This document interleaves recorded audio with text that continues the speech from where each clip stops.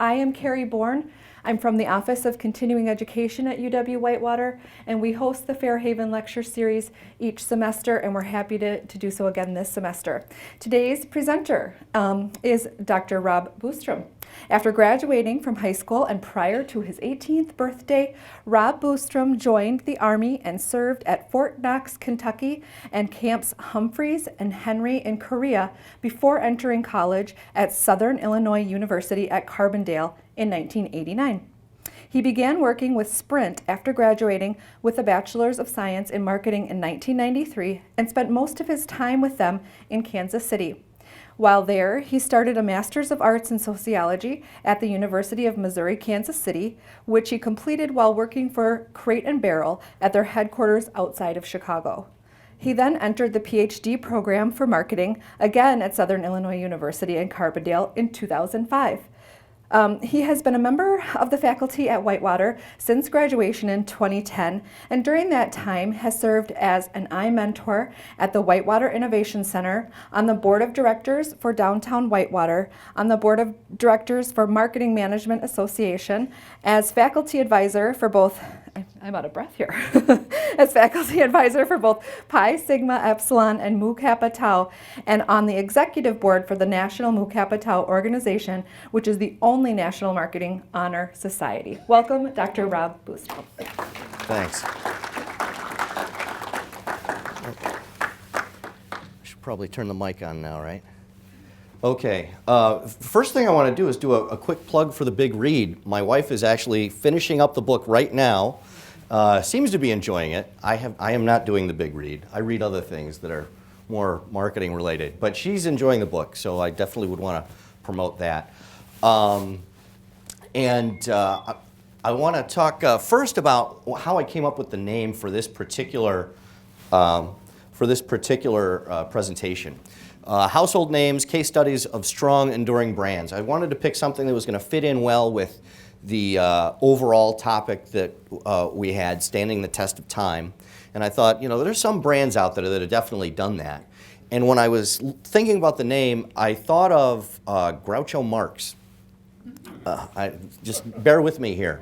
I'm a big Groucho Marx fan, and as a kid I had some records from the radio show when he was doing You Bet Your Life. And when he was doing that radio show, he had somebody on, I can't remember who it was, and he said, "You have become a famous person. Your face is known by millions of people worldwide. Your name is a household word. But don't let it get to your head, because Drano is a household word too." And that was the inspiration for this particular lecture. So what we'll do is we'll talk about some of these brands, these names that are in our homes that we've seen for a long time, and talk a little bit. First we'll talk about what a brand is, and then we'll talk about what makes a good brand a great brand, how you go from just being a brand to being a really good brand. And then we'll talk about a few different case studies. And we won't spend a lot of time on each because we've got a limited amount of time here, but we'll cover Heinz, Arm and Hammer, and Quaker Oats, and then we'll just sort of do a quick wrap-up of the three and talk a little bit about what I saw when I was looking at these brands to present them to you today. So first of all, what a brand is, defining brands. The original meaning of a brand. Now, and here's the thing. I usually, when I'm listening to a presentation, I take the time to sigh and roll my eyes whenever the presentation starts with the Webster's definition for, and then they give you the definition. So the definition for branding, the original definition for branding, when they say brand, they were talking about a hot object. So wood or metal that was heated up. That was a brand, okay? So that was the original thing.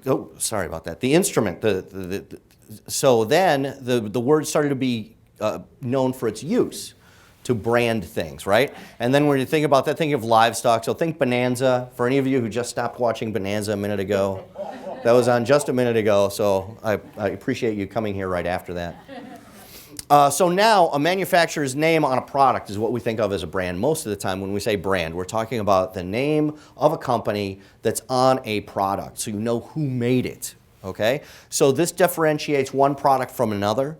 So when you've got a couple of products that are the same type of product, you can say, okay, this product is made by this company and that one's made by that one. And it's a tool because of that, it's a tool for the consumer. So when we say that we've got this tool for the consumer that is the brand, what we're trying to do is we're developing some sort of value from this brand. When we talk about it in marketing, we talk about brand equity. And so when we say there are a few different versions of what you might call brand equity, but the one I like the most is when we say brand equity is the value that you get from adding the brand to the product. So if you've got one product that's sitting here and then you've got another product, it's the same product, but the brand is on it, the amount that you would pay more for that item that's got the brand on it, that's brand equity. So a nice simple way to cut into it. So that's the value that we talk about that is brand equity. But the question is, how do we get that brand equity? What creates that value in the mind of the consumer? So when they see those two things, they actually think, you know what, the thing with the brand on it, that's worth more. That's the one I want to get. Well, that's what we're going to try to talk about a little bit here today.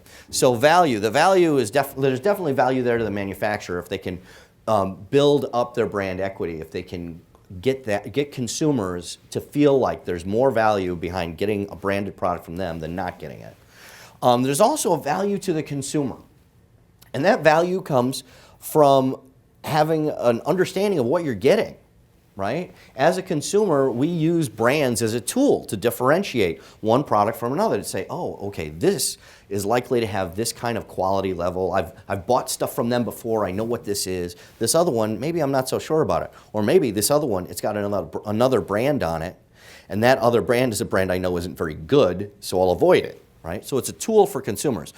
To make it a tool, to make it useful, brands need to have a meaning in the minds of consumers to provide the value, both to provide the value to the consumer and to provide the value to that manufacturer. I thought I'd drop this quote at this point because I like this one a lot. Simply put, while companies create brand identities, while they try to create some sort of idea of what the brand is that consumers can perceive, people create brand meaning. So the consumer is the one that judges whether or not there's any real meaning there behind that brand. A company might come up with a brand identity, a way that they want to be perceived, but then the trick is, are they doing the right things so that consumers actually feel that way? So that's the meaning that is perceived by the consumer. So what a brand is, the process of meaning. What I've got here is, this is sort of a combination of my background in marketing and in sociology. When I'm thinking about brands, I'm thinking about them as symbols around which we create meaning. And that meaning is created, maintained, or altered through interaction with others and from the information we get in our environment. So we create a brand, and that is the creation of the identity. We try to come up with an identity to match what we want to present to the world. And that'll include the name of the brand, whatever that brand might be, some sort of graphic identity, so graphical elements to represent the brand, to give us symbols, and any other differentiation elements we might have. One that might fit in here is slogos. Slogos are sound logos. So every once in a while, maybe you'll hear something in a commercial, or if I say NBC, you probably just heard 3 notes after I said the letters NBC, right? Because that's their sound logo. That's the slogan that they use. So we can have these different things that basically act as symbols around this brand and create and use those to help consumers attach a meaning to it.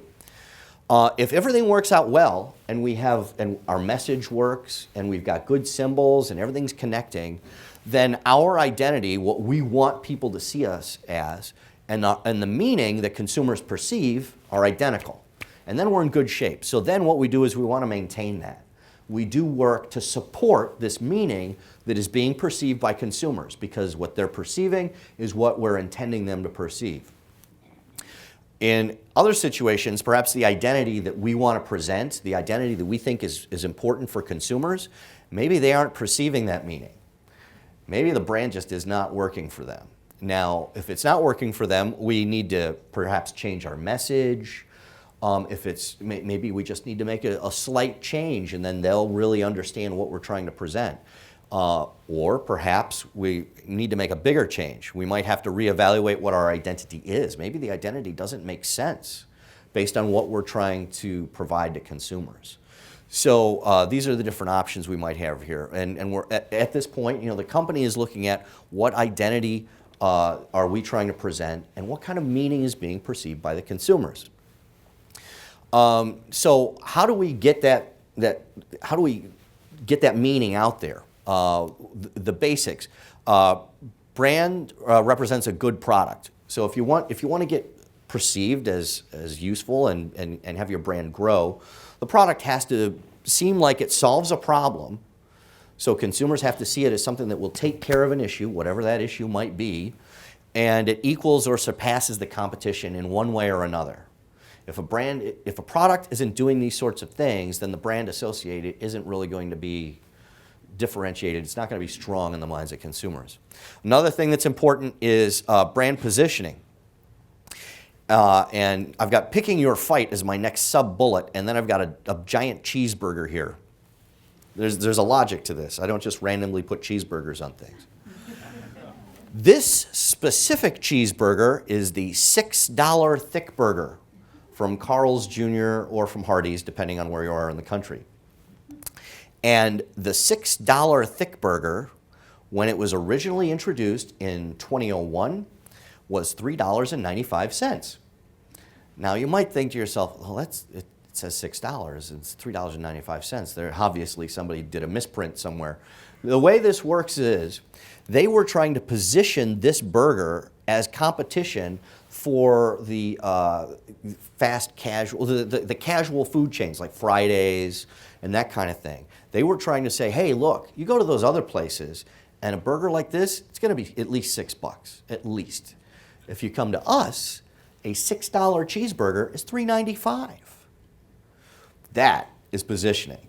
Rather than saying, hey, guess what? This is way more expensive than a Big Mac. What they came out and said was, this is cheaper than what you would get at Fridays. They were picking their competition and trying to be relevant to and showing a competitive advantage against the competition that they presented. So that's positioning, figuring out how you're going to pick your fight. And you want a positioning that's going to fit with your consumer's lifestyle. You want something that's going to be able to resonate with what interests them, the way they want to live, and the things that are of value to them. Okay, so when the meaning fits into the lives of consumers, a brand can go from filling a need, just being something that solves a problem, to being a trusted companion. And when we're talking about enduring brands, we're talking about trusted companions. We're talking about brands that people go to and they feel confident that they're going to really fill a need. So I'm going to talk about 3 companies, as I mentioned. First is going to be Heinz, the second is Arm and Hammer, and the third is Quaker Oats. And I'll tell you right now, the reason why I picked Heinz was I read this really great book, really, really great book called Brand New. So if you're interested in any of this, if you're mildly interested in any of the stuff I'm talking about today, I highly recommend looking up this book called Brand New. What it did is it looked at a whole bunch of different entrepreneurs and it looked at how they built their companies. And one of the entrepreneurs that they looked at was Henry Hines. And it gave a fascinating review of how he got started and what he did. And talked about everything that went well for his company and everything that didn't. And there was a lot of both. So it's a fascinating read for those of you who are interested in history or in business, better yet, the history of business. So Henry Hines started his business by making horseradish with his mother. They grew horseradish on the farm and they packed it up, horseradish and vinegar, and they packed it and they sold it door to door. And that's how he got his start in the world. And he moved in this direction of being able to provide quality condiments. At that time, mid-1800s, there weren't a lot of quality, reliable condiments that you could purchase. If you liked ketchup, then once a year, you bottled a whole bunch of ketchup. That's how you got ketchup. Okay? And there were some companies that were making ketchup and selling it, and you could theoretically buy ketchup, but the quality was very poor. The consistency of the quality was, I mean, it was all over the map, and nobody really trusted these condiments. So he decided, you know what, I'm going to come up with stuff that's good, the quality is good, and it's consistent, and it's you know, you look at it and it tastes right, and it works, and you know what you're getting. And it was a great approach. So he built his product lines through vinegar. Vinegar was really kind of the basis for a lot of the stuff that he did.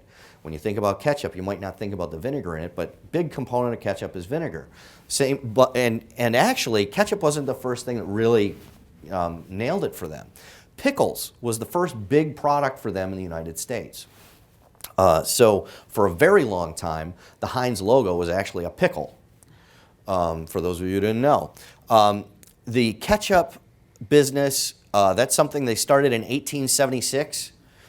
So that was not the first. If you look at the bottles of Heinz ketchup, it says since 1860 something or other. I can't remember the year off the top of my head. I think we're going to see it in a minute. The year that you see on the ketchup bottle, that's the first Heinz company. The company that's actually selling you that ketchup bottle, that's the third Heinz company. His company failed a few times along the way as he kind of figured out what to do. But when he got into that third company, ketchup was one of the products that they made. And Henry was a natural-born marketer. When he saw, you know, his opportunity here, when he was making all these different products, leveraging his use of vinegar to make a whole bunch of different things, he really emphasized taste, purity, cleanliness, and convenience. First off, clear glass bottle. I can't remember the date associated with this particular bottle, but this clear glass bottle that we see here is from way back, okay? And it's clear glass so that people could see what they're getting. So they knew what they were getting was a good, pure, wholesome product, that they felt good about the quality level. And when they sold stuff, they employed slogans like pure food for the table and pure food products. You can't see it real well, but right here it says pure food products, right here underneath the 57. And I think we'll talk about the 57 in a minute. I can't remember if I've added that or not. Specific to ketchup, because in the United States, when we think of Heinz, usually the first product we're thinking about is ketchup. That's one of their big sellers here in the U.S. In other countries, not so much. In other countries, for instance, if you're in England, when you think Heinz, you're thinking beans. I don't know how many of you knew that, but baked beans, Heinz baked beans, they're big in England. And when they talk about putting beans on toast, which sounds a little horrific to me, but apparently is a very popular thing in England, beans on toast was something that was basically invented by Heinz. They came up with the idea. They were looking for a way to get people to eat beans with breakfast as opposed to just with dinner. So kind of the reverse of orange juices, it's not just for breakfast anymore. Well before it's not just for breakfast anymore, and I think the 1920s, they're selling beans on toast in England. You know, and more power to them for being able to sell that to anybody, because it sounds horrible. Okay, first ketchup was produced in 1871. As I mentioned, the octagonal bottle that we see here, which is basically, we've got a revision of that right here, right? The first version of it was in 1890. So we've got the 1890 version right here, and we've got today's version right here. And, you know, yes, we can see that they're different bottles. The design is a little bit different. But we can also see that there's a lot that's shared here. The label is designed in such a way that it's basically, they're from Pennsylvania, so it's a Keystone state, right? They've got that Keystone shape to the logo, so that they can, you know, so that transfers over the course of many decades. And they've got Heinz written in about the same spot there on the logo. And they make little changes, like for instance, right around the tomato on the new stuff, it says something like that it emphasizes purity, but I can't remember what it is. It's something about from the farm to the table or something along those lines to try to emphasize, you know, these are grown tomatoes outside that we turn into tomato ketchup for you. So if you look, the packaging is recognizable and supports the message. They're trying to, as I said, right here we're talking about purity. I can't remember what's on this label, but again, it's trying to reference that purity and saying, you know, this is a consistent product and you can give this to your family and feel okay about it. So again, Heinz pushing that idea, the same ideas over the course of many decades, in a way that makes them a strong partner within the household, something that you don't mind having around and sharing with your family. Moving on to the next one, Arm and Hammer.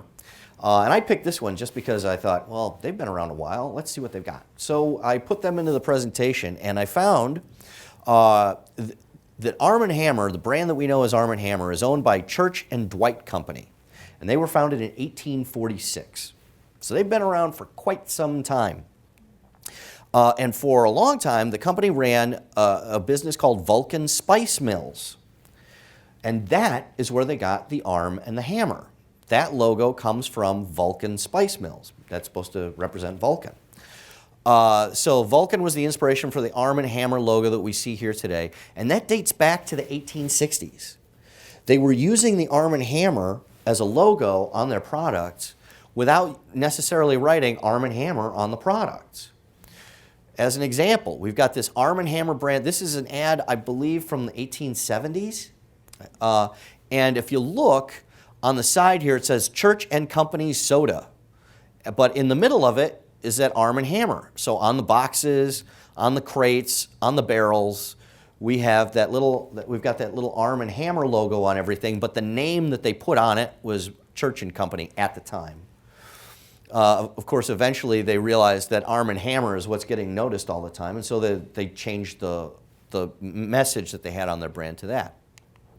So Arm and Hammer, the meaning behind it, they were building from Vulcan, and it was about integrity and working hard, this idea of having integrity. And again, strength, dedication, and simplicity are a part of this. Simplicity in the product, there's baking soda, it's going to work hard for you, it's going to do good stuff, but it's a pure product, and you can use it in a variety of different ways. And they've built off of that wonderfully. I did a quick search to see some of the things that are out there that now have the Arm and Hammer brand on them. Notice, not Church and Company, Arm and Hammer, but we've got that Arm and Hammer logo. This is some dryer sheets here. This is their brand new, truly radiant, rejuvenating toothpaste. And then over here, Simply Saline, but it's also got baking soda in it. So it's a nasal spray that's got saline with baking soda in it. Branded Arm and Hammer. And again, they're trying to leverage that idea of that simplicity in these other products beyond baking soda, but that use baking soda as a component. So basic, consistent products to grow the brand past just straight baking soda. Finally, we've got Quaker Oats. And they were founded in 1901. It was a merger of 4 different companies.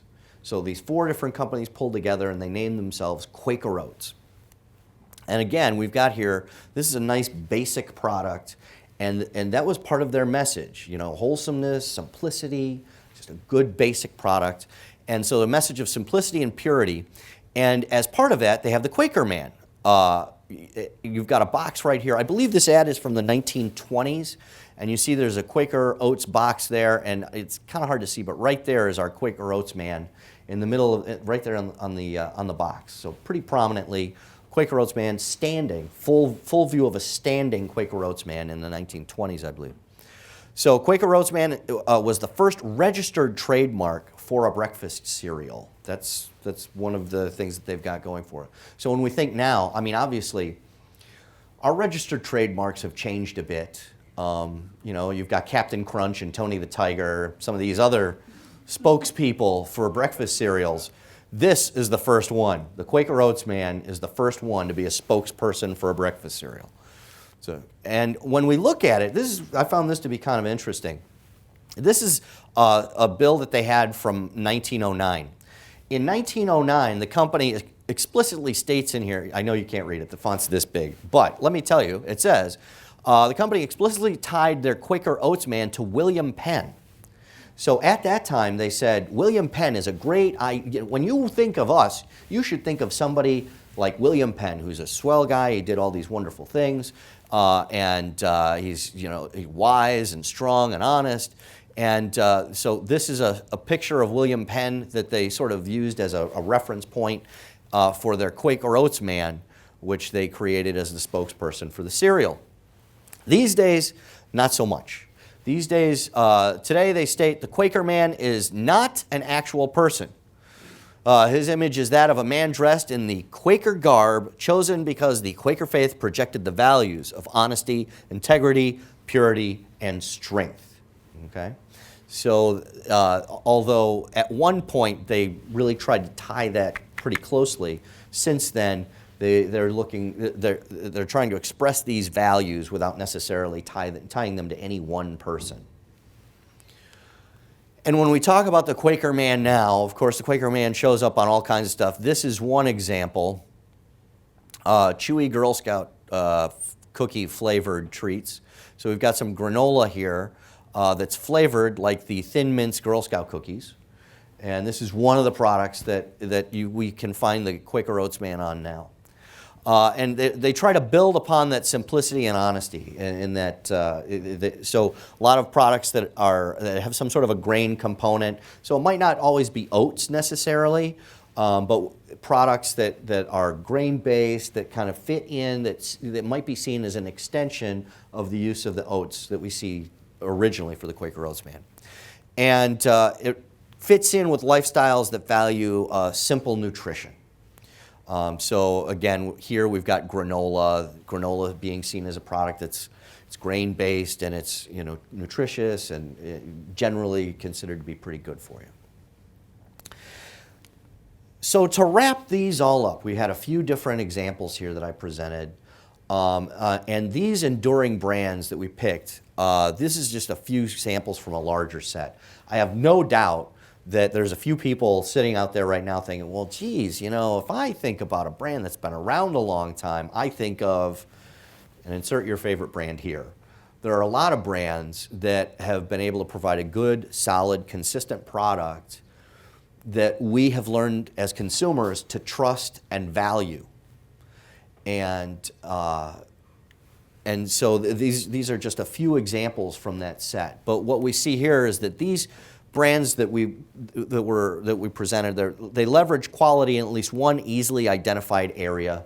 At the time that they hit the market, they were quite often surpassing all of the competition, if not, most of the competition, if not all. And because of that, they were able to establish themselves as something that we can trust as consumers. Dependability and integrity are communicated via multiple products. With all these firms, they use a variety of different products. They have a variety of different products out there, but in all of them, they're trying to express a degree of integrity, and we see that in these longer-standing brands, that they're saying that we're here for you as a partner to you as a consumer, and all can be seen as potentially trusted partners. The ones that we presented, when it comes to coming up with things that will feed our families, things that will make sure that our families are well taken care of. And that is my presentation. So thank you very much. Okay, we do have time for questions.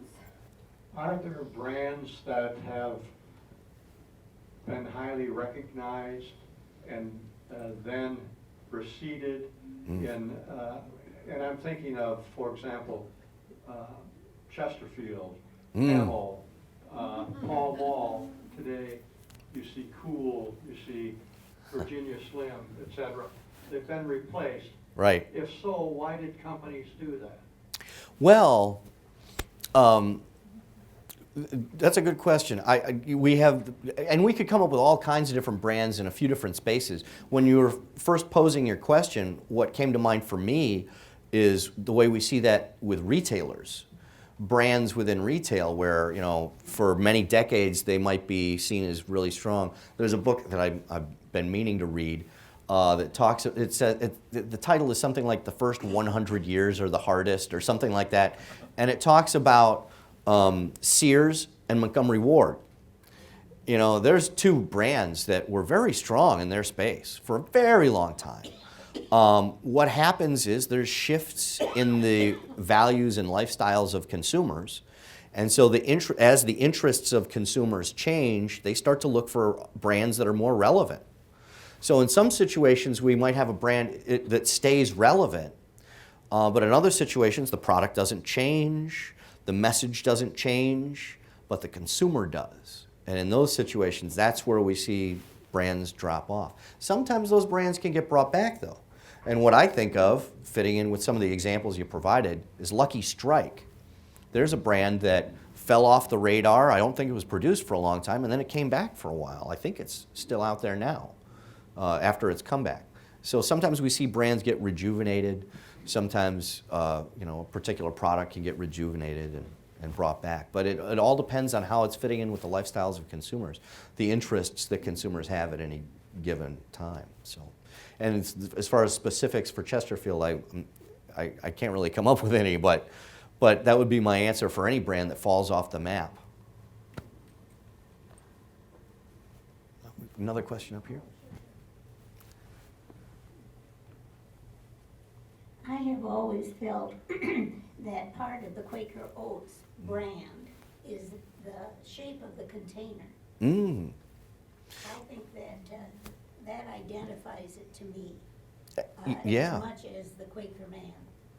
I could definitely see that. Well, and that was kind of interesting because as I was pulling things together for this, I always thought of the circular container. Circular container with oats.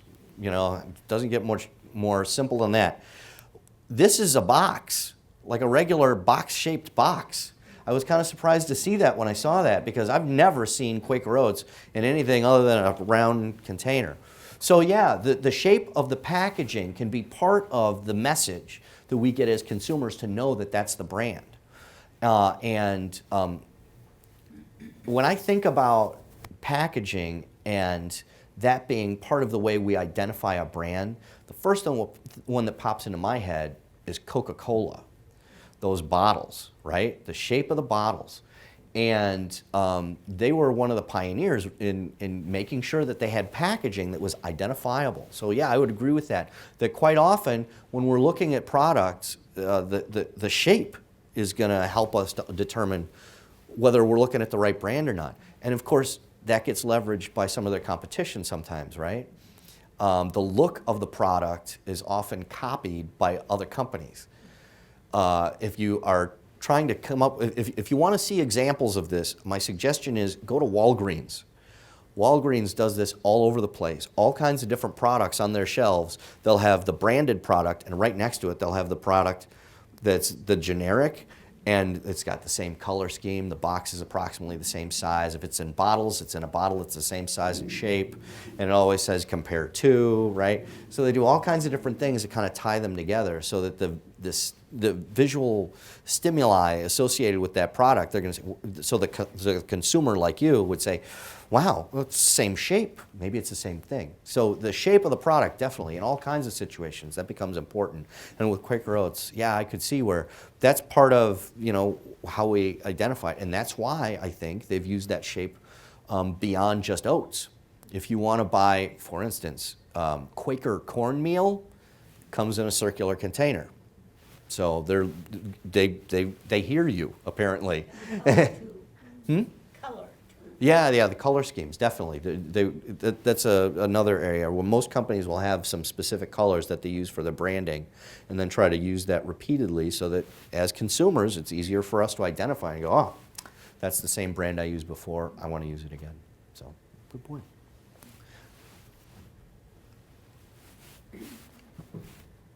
Why is the glass bottle, or is the glass bottle on the Heinz ketchup better than a plastic bottle?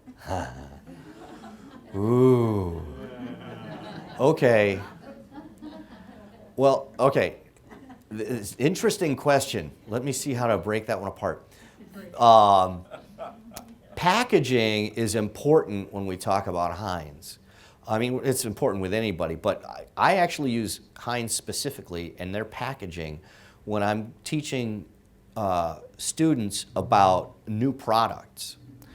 And my favorite example is, I don't know how many of you have been to Culver's recently and gotten a ketchup packet at Culver's, but they don't have the little squeeze, like just the little, bladder packets or whatever you want to call it, right? They have a packet that looks kind of like the shape of a Heinz bottle, and it's indented plastic, so you can tear the top off and squeeze it, or you can peel the top off and dip into it. Okay, so that's one example of packaging with Heinz. Heinz has done all kinds of interesting things with packages, and in fact, you know, when we talk about Heinz ketchup, if you want it, most grocery stores around here, if you want to buy it, you can either get it in the plastic bottle or you can get it in the glass bottle. Now, for me, I'm one of the weirdos that still buys the glass bottles. The reason why I buy the glass bottles is more related to just to use less plastic. There's a lot of plastic that gets used up, and as an environmental concern, I don't tend to use the plastic bottles. But there's also, you know, for them, there's shipping concerns and that kind of thing that might go into it. I don't think there's a quality difference between the products, whether they're in one bottle or another, but I think that some consumers have concerns about different types of packaging, or they have needs that are filled better by certain kinds of packaging. Going back to those little packets I mentioned, for instance, if you're going to be going on a picnic and you want ketchup at your picnic, you might not want to bring a bottle. You might want to bring the little packets. It might be easier to distribute and use and throw out when you're done. So that's where packaging gets involved. But again, with Heinz, they try to do their packaging in such a way that it fits in with that shape that we were just talking about. The packets, even when you're buying the squeeze packets, they try to make them to look like the ketchup bottle. Back to packaging. This morning I was in the grocery and I bought oatmeal, not Quaker Oats, but I noticed that there were 3 or 4 other competitors that were in a round box. Oh yeah. And they were the only item sold in a round box was oatmeal. There was a lot of other breakfast cereals and right. hot cereals, but only oatmeal in that round cylinder. And that is undoubtedly why they're trying to leverage what, and I would have no, if I remember right, the last time I was in that aisle, they also had a round boxed competitor that used similar, if not the same colors on their label to say oats, you know? So again, yeah, trying to leverage that look and make you feel like there isn't much of a difference. So the more they can make it look like it's the same, the more they're hoping you'll feel it's the same product. So the quality is going to be identical, whether it is or not. So. If you were the international VP of marketing for Volkswagen, what would you recommend they do?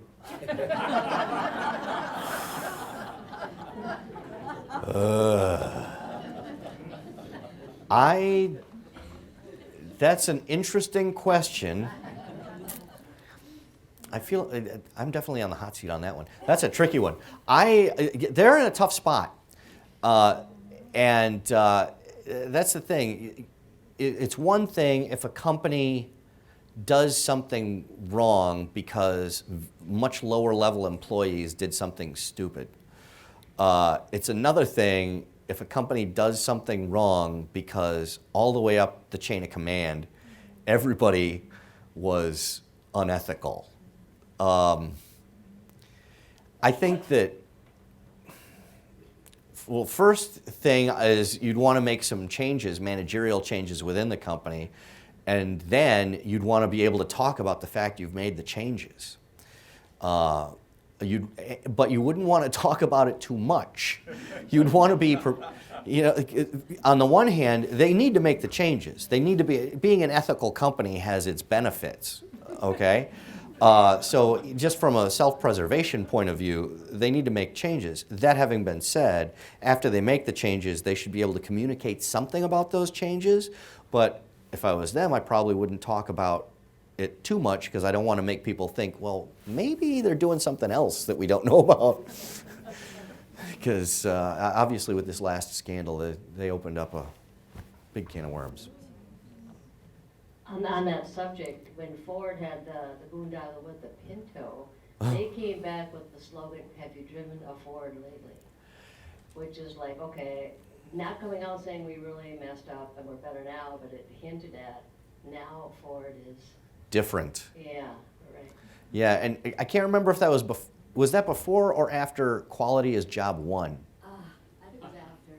Okay. Quality is job one was another one they did where they were getting beat up on the whole quality thing. Yeah. They didn't say they were good at it. They didn't say they were number one in quality, but they said that's the first job that they may or may not do. So, so yeah, that's another slogan where they're trying to, and we see companies doing that kind of thing all the time. I mean, Domino's had a problem. I'm not going to go into great detail on it. They had a problem recently. They had marketing, I want to say 2 or 3 years ago, where they said, you know, consumers have been telling us that we're not using quality ingredients. So they did this big campaign, and they said, the problem that you've had with us is that we aren't using these quality ingredients. So now we've increased the quality. But if you really look at what was going on, a year before that, the problem wasn't that people were complaining about the quality of the ingredients in Domino's. What they were complaining about is that they had this one Domino's restaurant where 2 employees did horrible things to the food before they sent it out on deliveries. So the big problem they had was, you know, this perception that there were problems with the food as it was being delivered, because of what was going on in the company. But but what happened is, A, they addressed that when it happened and then didn't say a word about it. And then they said, oh, the problem you've had with it, the reason you haven't bought our pizzas is because of the quality levels. We've increased that. So the average consumer might go, why didn't I buy a Domino's again? I don't know. They're better now. I'll buy one. So sometimes we get a little bit of that where, you know, they name a problem that we never really had and then fix it so that they can say that it's been improved. Buyer beware in that situation.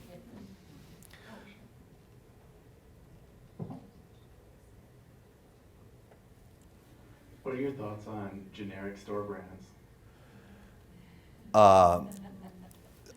I am going to give you the answer that I teach all of my graduate students is the answer to every question. It depends. I think that in some product categories, what you've got is a commodity. It's something that's basic enough that it's hard to add real quality. It's hard to have inconsistencies. So with some products, I think that the generic is probably going to be a good way to go. But I think in other products, it isn't. And it's up to the consumer to decide whether or not the product category they're looking at is one where a generic is okay or not. With all 3 of these, we're talking about pretty basic stuff. We're talking about oats. We're talking about baking soda. We're talking about ketchup. These are not things that, you know, we can find generics for all 3 of these. But for a lot of folks, you know, they're going to say, you know what, I need to have the consistency of a brand that I know. So in some situations, it depends on the consumer. It really depends on the consumer and the product category, how strong a generic might be as a competitor within that space. I think I saw another hand over. Yeah, got one right here. Just on that subject, if you read the ingredients, if the ingredients are the same, can we assume that those ingredients were put together in the same? Well, I would say no, because just because they have the same ingredients doesn't mean they have the same amounts. Or quality, yeah. Because I mean, if you bake a cake and I bake a cake, but I'm not very good at baking cakes. I may use exactly the same stuff, but we are not necessarily going to end up with the same results. So depending on the product, and the more stuff that goes into it, the more things that happen in the process, I think the more differentiation we're going to see between different branded products and generic products in that space. A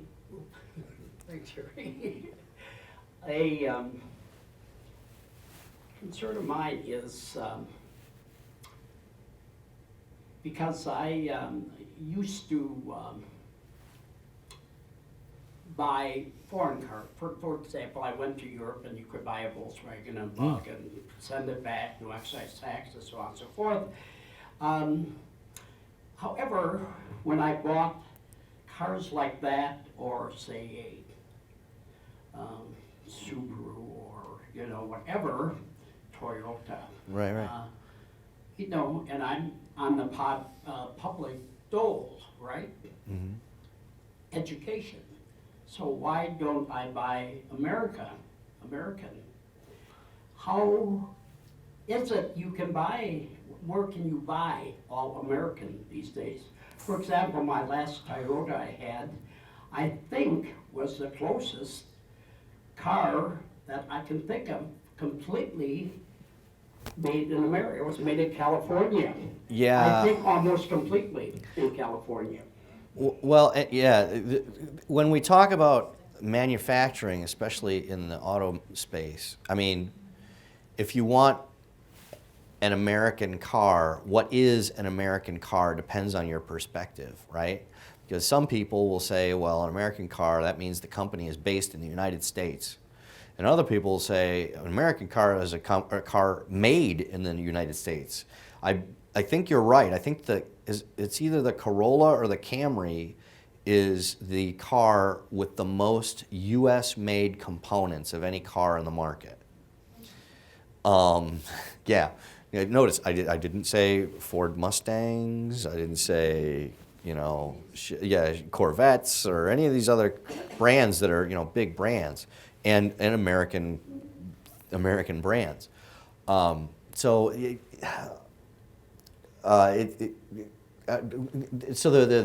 It's hard for the consumer to figure out. There are tools available to consumers when you're making purchases now. Some of that is on the label. For those who want to buy American-made stuff, like, to be honest, I try to buy American-made clothing, and it ain't easy. Okay. There are websites out there that cater to people like myself who are going to say, you know what, I'll spend $5 or $10 more if it's American-made, because my theory is that if it's made in America, the quality is going to be as good or higher. And that's the thing. As consumers, we never know if that's really going to be the case or not. When we're buying something and we've got one piece of information and we're trying to figure out whether or not it's a proxy for something else. I talk about that all the time. I'm just getting into that with my consumer behavior students, talking about heuristics. When we're trying to decide whether or not something is what we think it is. You know, like for instance, we're buying a lamp and we say, okay, is this lamp going to last long? And you take it and you pick it up, you go, well, this is a heavy lamp. So I'm going to assume because it's heavy, it's constructed in a rugged manner. You don't know that. But you're using one piece of information to proxy for another. And in that situation, when we're talking about American-made, I think a lot of people do that. They say, well, if it's made in America, then it's going to be higher quality. Sometimes it is. Not necessarily, but sometimes it is. And for those who want American-made stuff, there are websites. I would suggest, if you've got more questions about that, let me know. My question is there a relationship between marketing, the amount of money put forth in advertising, to brand names? And I'm thinking of Procter & Gamble, United States, Unilever, England, and Netherlands. And if there is a relationship between the amount of money put forth to present the brand. Oh, yeah. I guess I'd leave it there. Well, and that's the thing. Having a great marketing campaign can build a brand. However, having a great marketing campaign and a lousy product probably won't get you very far. I think that if given a few minutes to think about it, we could probably all come up with at least a couple of companies that we heard of where we saw a lot of ads on television and we saw promotional stuff in stores for this new product that was launched, and we never bought it because we thought it was just sort of a silly product, or we heard that it was not a good quality product, or what have you. You know, so a lot of money, quite often, a lot of money gets dumped into building a brand, and the product isn't there to back up the building of this brand. So it's got to be a combination. You know, definitely, if you've got more money to spend on doing ads, doing in-store promotions, perhaps offering samples of the product within stores. There's a variety of things you can do to build up the brand and get people interested in it. But the product's got to be there too. So.